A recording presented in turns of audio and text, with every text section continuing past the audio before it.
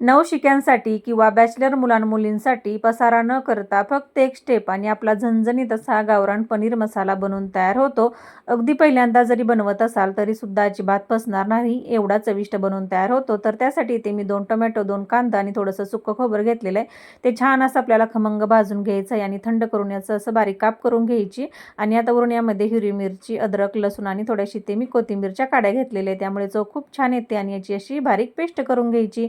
आणि आता कढईमध्ये 2 ते 3 मोठे चमचे तेल गरम करून घ्यायचं. तेल हलकंसं गरम झाले करून आता कच्चा मसाला टाकून घ्यायचा. यामुळे फ्लेवर खूप छान येतो.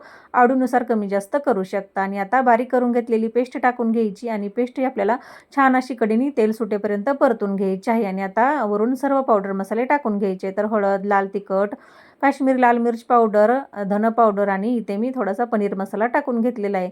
2 ते 3 चमचे तूप किंवा बटर टाकून घ्यायचं. झाकण ठेवून 2 मिनिटे वाफ काढून घ्यायची. आणि आता वरून 250 ग्रॅम पनीर घेतलेलं आहे. ते बारीक कट करून यामध्ये टाकून घ्यायचं. 1 ग्लास पाणी टाकून घ्यायचं आणि आता चवीनुसार मीठ टाकायचं. झाकण ठेवून 4 ते 5 मिनिटे वाफ काढून घ्यायची. त्यामुळे पनीर छान असं सॉफ्ट होतं. जास्त वेळ शिजवायचं नाही, नाहीतर चिवट होतं. वरून भरपूर कोथिंबीर टाकून घ्यायची. झाकण ठेवून 2 मिनिटं अजून एक वाफ काढून घ्यायची. तयार आहे आपलं झणझणीत असं गावरान पनीर मसाला. या पद्धतीने नक्की करून पहा. खूप चविष्ट बनलं जातं. चॅनेलवर नवीन असाल तर चॅनेलला लाईक करा, शेअर करा, सबस्क्राईब करा. तसेच FB आणि Instaवर असाल तर फॉलो करायला विसरू नका. धन्यवाद.